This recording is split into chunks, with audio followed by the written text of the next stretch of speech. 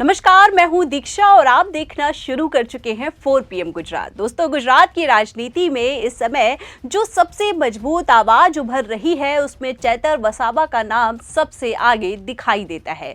सूरत जिले के 156 विधानसभा के झंकवाव में आयोजित गुजरात जोड़ो जनसभा इसका बड़ा उदाहरण है। ये सिर्फ एक आम चुनावी सभा नहीं थी, बल्कि ये उस राजनैतिक माहौल की तस्वीर थी जिसमें जनता खुद अपनी उपस्थिति से बदलाव का संकेत दे रही थी।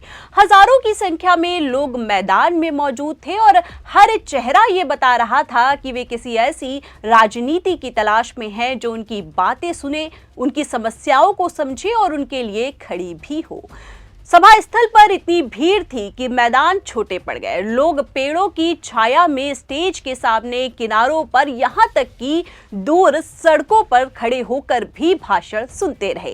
वातावरण बिल्कुल अलग था। नारे गूंज रहे थे, तालियां लगातार बज रही थी और भीड़ में जोश साफ दिखाई दे रहा था। ऐसा लग रहा था कि लंबे समय बाद जनता को वो चेहरा मिला है जो उनकी भाषा में बात करता है और उनके दर्द को समझता भी है।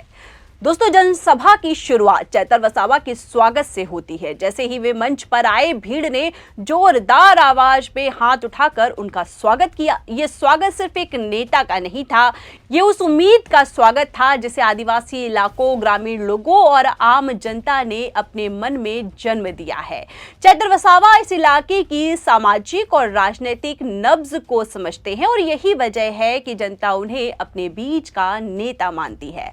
चैतर वसावा ने मंच से बोलते हुए कहा कि गुजरात जोड़ो जनसभा कोई राजनीतिक दिखावा नहीं है, ये उन लोगों की आवाज है जिन्हें सालों से अनसुना किया गया। उन्होंने कहा कि आदिवासी समाज, गरीब परिवार, किसान और युवा हर दिन संघर्ष कर रहा है, लेकिन उनकी समस्याओं पर कोई ध्यान नहीं देता। उन्होंने बताया कि सरकारी कामों में भ्रष्टाचार बढ़ता जा रहा है और लाभ उन्हीं तक पहुंचता है जो सत्ता के करीब है। ये सुनकर भीड़ में मौजूद लोग उनके हर शब्द पर सहमति जताते हुए दिखे। उन्होंने आगे कहा कि गुजरात में विकास केवल कागजों पर दिखता है। गांवों में पानी की किल्लत है, किसानों को सिंचाई की दिक्कत है और बेरोजगारी लगातार बढ़ रही है। उन्होंने पूछा कि आखिर ऐसा कब तक चलेगा। जनता ने सवाल का जवाब तालियों में दिया और ये तालियां इस बात का संकेत है कि अब लोग चुप नहीं बैठना चाहते। सभा का सबसे महत्वपूर्ण पल तब आया जब मंच पर भाजपा और कांग्रेस के कई कार्यकर्ता आए और उन्होंने आम आदमी पार्टी की सदस्यता ली। ये दृश्य केवल राजनीतिक बदलाव का नहीं, बल्कि जनता की बदलती सोच का प्रतीक था। जो लोग सालों से दो बड़ी पार्टियों के साथ जुड़े थे, वे अब खुलेआम ये कह रहे थे कि उन्हें विश्वास है कि चैतर वसावा और उनकी टीम ही असली लड़ाई लड़ रही है। ये संदेश भाजपा और कांग्रेस दोनों के लिए एक बड़ा संकेत था कि जमीन स्तर पर लोग बदलाव की दिशा में आगे बढ़ रहे हैं। चैतर वसावा ने इन लोगों का स्वागत करते हुए कहा कि पार्टी में आने वाले हर व्यक्ति को सम्मान मिलेगा। उन्होंने ये भी कहा कि ये लड़ाई किसी पार्टी के खिलाफ नहीं, बल्कि व्यवस्था के अन्याय के खिलाफ है।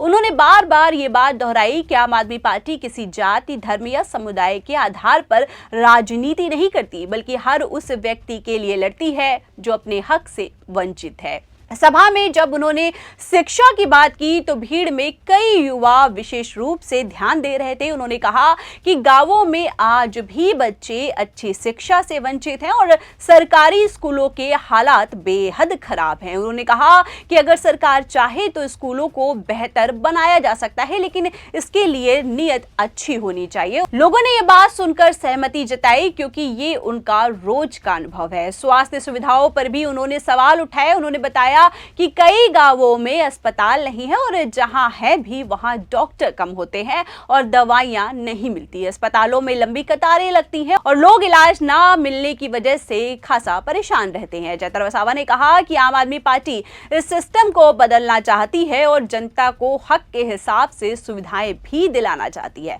सभा का माहौल लगातार ऊर्जा से भरा हुआ था। हर बार जब चैतर वसावा अपनी बातें रखते, भीड़ उनके शब्दों का समर्थन करती थी। लोग सिर्फ सुन नहीं रहे थे बल्कि महसूस कर रहे थे कि कोई उनकी तरफ से बोल रहा है। ये संबंध राजनीति में बहुत कम दिखाई देते हैं, जब नेता और जनता एक ही मंच पर एक दूसरे की भावनाओं को समझते हो। सभा में आदिवासी समाज के लोग बड़ी संख्या में मौजूद थे। उनके चेहरे पर उत्साह और उम्मीद दोनों साफ दिखाई दे रही थी। चैतर वसावा ने समाज के मुद्दे को विशेष रूप से उठाया और कहा कि उनके अधिकार छीनने की कोशिशें लगातार जारी है। उन्होंने कहा कि आदिवासी समाज जंगल, जमीन और पानी से जुड़ा है और यही उनकी पहचान है, लेकिन आज कई योजनाएं और नीतियां ऐसे बन रही हैं जो इस पहचान को कमजोर कर रही हैं। उन्होंने कहा कि आदिवासी क्षेत्रों में बुनियादी सुविधाएं अभी भी पूरी तरह उपलब्ध नहीं है। कई परिवारों को सरकार की योजनाओं का लाभ नहीं मिलता। पीएम आवास योजना से लेकर सड़क और बिजली की सुविधा तक सब जगह समस्याएं हैं। उन्होंने जनता को भरोसा दिलाया कि यदि उनकी आवाज मजबूत होगी तो ये व्यवस्था बदलेगी और लोगों को उनके हक मिलना शुरू होंगे। सभा के अंत में चैतर वसावा ने कहा कि लड़ाई लंबे समय तक चलेगी, लेकिन इसके लिए जनता का साथ सबसे ज्यादा जरूरी है। उन्होंने कहा कि बदलाव कभी एक दिन में नहीं आता, लेकिन जब जनता जाग जाती है तो उसे रोकना किसी के बस में नहीं होता। भीड़ ने इस बात पर भी जोरदार प्रतिक्रिया दी और साफ था कि वे इस बदलाव का हिस्सा बनने के लिए तैयार हैं। जनसभा खत्म होने के बाद भी लोग मंच के आसपास खड़े रहे। कई लोग चैतर वसावा से मिलने की कोशिश कर रहे थे और कई अपने सवाल पूछना चाहते थे। पुलिस और व्यवस्था टीम को भीड़ संभालने में समय लगा। ये दिखाता है कि चैतर वसावा की लोकप्रियता लगातार बढ़ रही है और वे गुजरात की राजनीति में एक मजबूत चुनौती बन चुके हैं। इस जनसभा ने यह साफ संदेश दिया कि गुजरात में राजनीति की दिशा बदल रही है। लोग अब सिर्फ भाषण नहीं बल्कि काम चाहते हैं। वे ऐसे नेता को चाहते हैं जो उनके बीच रहे, उनकी समस्याओं को अपना समझे। चैतर वसावा की रैली आने वाले समय में बड़े राजनीतिक बदलाव का संकेत मानी जा सकती है। दोस्तों, फिलहाल के लिए इस खबर में इतना ही। ऐसी ही तमाम बड़ी अपडेट जानने के लिए लगातार बनी रहिए 4 PM गुजरात के साथ। आप हमारे साथ जुड़ते हैं उसके लिए आप सभी का धन्यवाद। नमस्कार।